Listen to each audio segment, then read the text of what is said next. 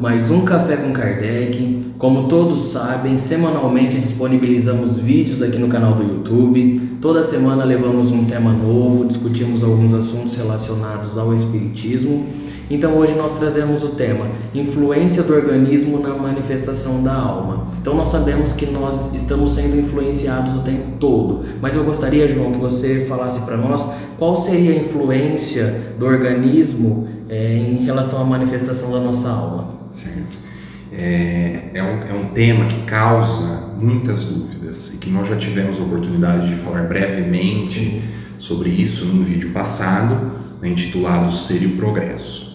Mas então, para a gente esclarecer bem essa questão de como o organismo influi na manifestação, né, da nossa alma, da nossa essência, né, porque nós costumamos falar muito das influências dos outros espíritos. Exato, na nossa vida, né? Mas a matéria, o corpo, ele também exerce uma influência importante quando nós vamos entender um pouco mais sobre isso.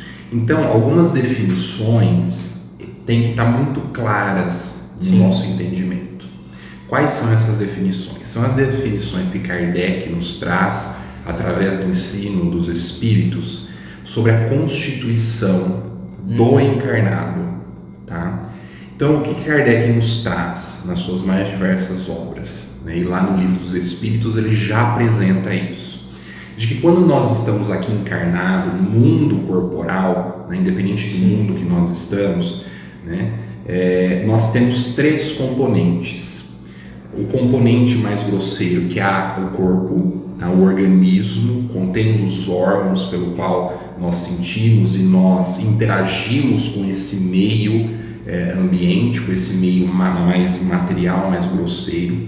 Nós temos o perispírito, que é o envoltório fluídico da alma, né, que é de uma matéria mais sutil e que serve de instrumento para o espírito, né, interagir, se comunicar tanto com o corpo, quanto também quando ele está no mundo dos espíritos. Lá ele também utiliza esse perispírito, né, para interagir no mundo espiritual, né?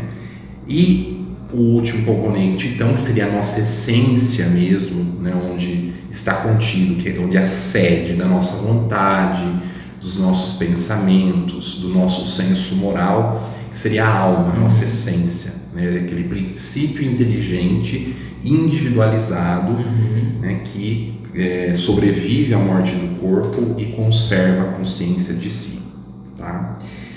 Então, nós vamos entendendo que quando nós estamos aqui encarnados e temos esse corpo, o corpo ele é muito grosseiro.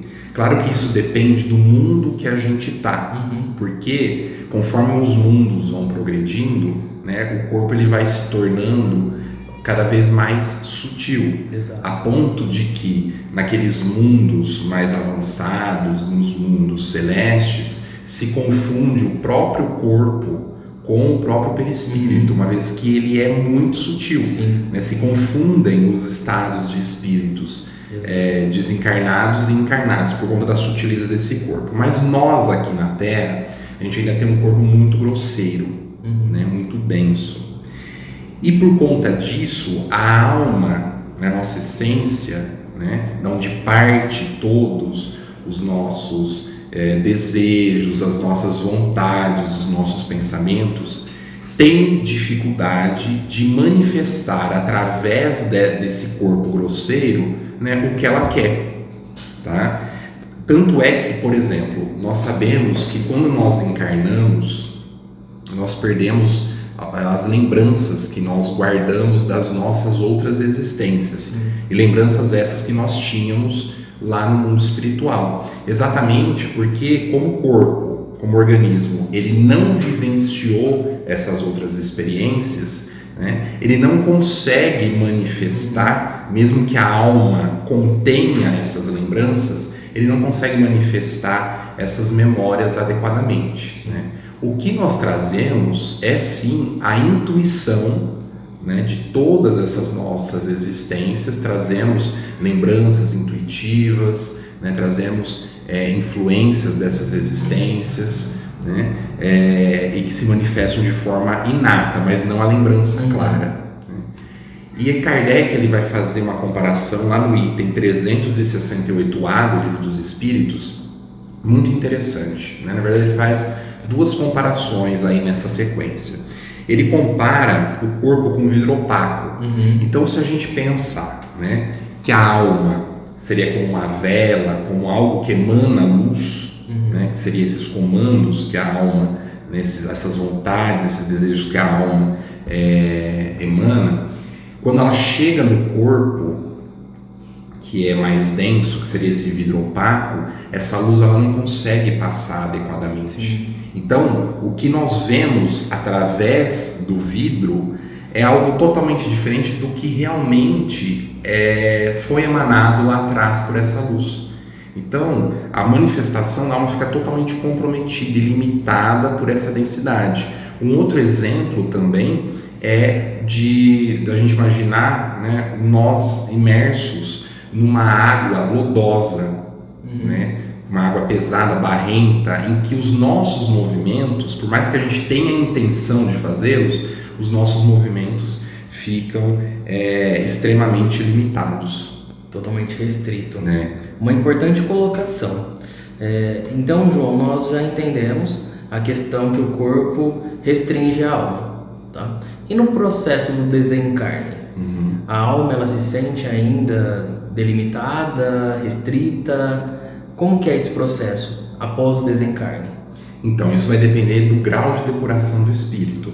Porque aqueles espíritos, né, que após o desencarne conservam uma grande afinidade com a matéria, ele ainda vai ser influenciado, né, por essa propensão, por essa afinidade que ele tem de ser influenciado pela matéria, né? E aí nós sabemos que existe o período de perturbação, que é o período que se segue logo após a morte do corpo, a morte do organismo, e que dura de tempos, né? A variação é diferente de espírito para espírito, exatamente dependendo da afinidade que ele tem com a matéria, e que faz com que o espírito não tenha logo em seguida ao desencarne uma plena compreensão a respeito da nova realidade que ele está vivendo. Né? Então, essa influência, mesmo após o desencarne, ela pode sim existir, seja por conta do breve período que se segue com a morte do corpo, seja por conta do grau de depuração dos espíritos. E isso, conforme o espírito vai progredindo e ele vai se desvencilhando, né, dessa influência material, isso vai melhorando e ele vai compreendendo que fora da encarnação ele consegue ter uma manifestação muito mais plena, né, das suas vontades, inclusive recuperando as suas lembranças. Né? Ótimo. Então, dentro de todo o processo, de acordo com o espírito e o grau no qual ele se encontra, né? Após o desencarne, como ele vai se encontrar nesse estado de perturbação, que é muito relativo de espírito para espírito, como você citou para nós. E aí existe muita confusão, que nós já citamos lá atrás, que muitas pessoas fazem quando correlacionam a questão do progresso do espírito com alguma patologia que o indivíduo possui, né? Que é exatamente por não compreender que o organismo exerce uma influência na manifestação. Então a alma ela consegue manifestar mais livremente, né, as suas intenções e todas as suas faculdades, quanto mais desenvolvido esse organismo tiver. Né? Então, por exemplo, se existe uma lesão cerebral, significa que o espírito não tem conhecimento e não tem progresso suficiente? Não. Significa apenas que o instrumento que ele utiliza para interagir no mundo não está adequado para que essa alma, essa inteligência possa se manifestar aqui no nosso meio. Então é preciso fazer essa diferença entre um organismo que esteja adequado para a manifestação da alma e que mesmo assim possui limitações, daquele organismo que possui lesões, daquele organismo que possui muitas vezes alguma patologia, principalmente de neurodesenvolvimento, né?